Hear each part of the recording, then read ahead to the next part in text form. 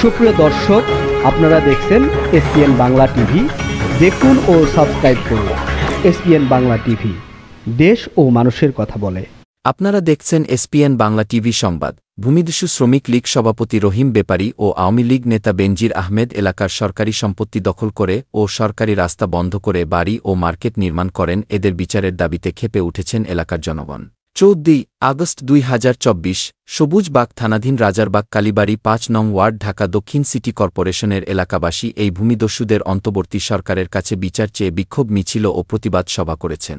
বিক্ষোভ মিছিলে অংশগ্রহণ করেন এলাকার সচেতন নাগরিক ও কোমলমতি স্কুল শিক্ষার্থীরা। সাথে রয়েছেন ও বক্তব্য রাখেন বিশিষ্ট সমাজসেবক ও ব্যবসায়ী আবুল কালাম ও কোমলমতি শিক্ষার্থীদের কাছ থেকে শুনুন।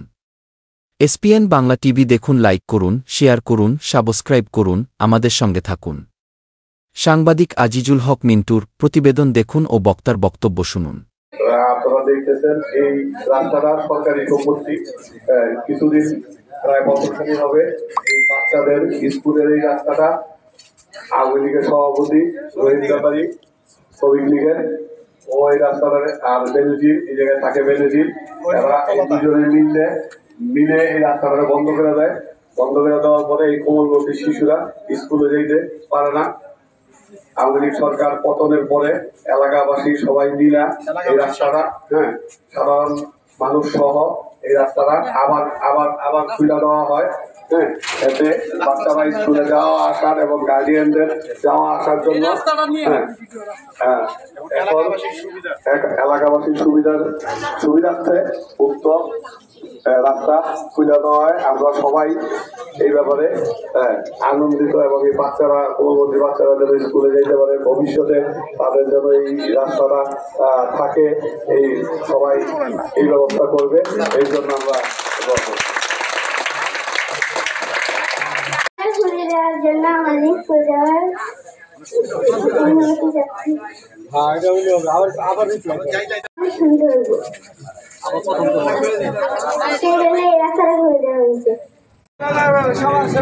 এটা আগেও রাস্তা ছিল, এখন এখানে বাড়ি তুলে দেওয়া হয়েছে, সেই জন্য আমরা ঠিক মতো স্কুলে যাতায়াত করতে পারি না। সেই জন্য এটা এখন এখান থেকে চাপিয়ে দেবে। এটা এখন কদিন আগে বন্ধ করে দেওয়া হয়েছিল, এখন খুলে দেন। আমরা এখন কথা বলছি বিশিষ্ট সমাজসেবক ও বিশিষ্ট ব্যবসায়ী আবুল কালাম ভাইয়ের সাথে। আবুল কালাম ভাই, আজকে আপনারা এই যে এখানে কি একটা প্রোগ্রাম করছেন, কি বিষয় নিয়ে? আসলে আমরা এই প্রোগ্রামটা হইল আপনার ৫ নং ওয়ার্ড রাজারবাগ, পূর্ব রাজারবাগে। এটা জৈনিক রহিম বেপারী এবং বেনজির, যে আগে সরকারি চাকরি করত, বর্তমানে রিটায়ার্ড অবস্থায় আছে, সে দুজন মিলে উক্ত সরকারি সম্পত্তি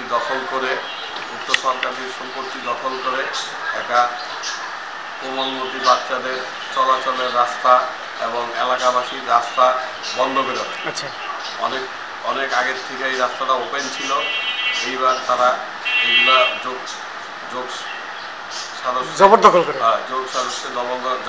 করে বিভিন্ন জায়গা এবং বিভিন্ন প্রতিষ্ঠান দখল করে।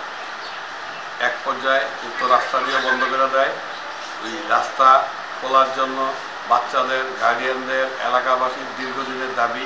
তারা বিভিন্ন সময় গিয়ে তারা বললে তাদেরকে ভয়, ভীতি, হুমকি দেখায়, যে উক্ত রাস্তা তারা কিনা নিছে। আসলেই সরকারি সম্পত্তি কেনার কোনো সুযোগ নাই।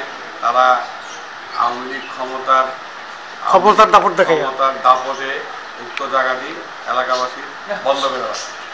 দীর্ঘদিনের আগামী ৫ই আগস্ট সরকার পতন হইলে এলাকার জনগণের এবং এলাকাবাসীর সবার দাবির পরিপ্রেক্ষিতে উক্ত রাস্তাটি খুলে দেওয়া হয় এবং এরা আরও যে বিভিন্ন জায়গায় দোকানপাট দখল করছে, আমরা এলাকাবাসী ও উক্ত রহিম বেপারী এবং বেনজির আহমেদের সুস্থ বিচার কামনা করছি এলাকাবাসীর সাথে। এই রাস্তাটা কি সরকারি ছিল? এই রাস্তাটা সরকারি ছিল। কত বছর আগের রাস্তাটা? অনেক আগের রাস্তা।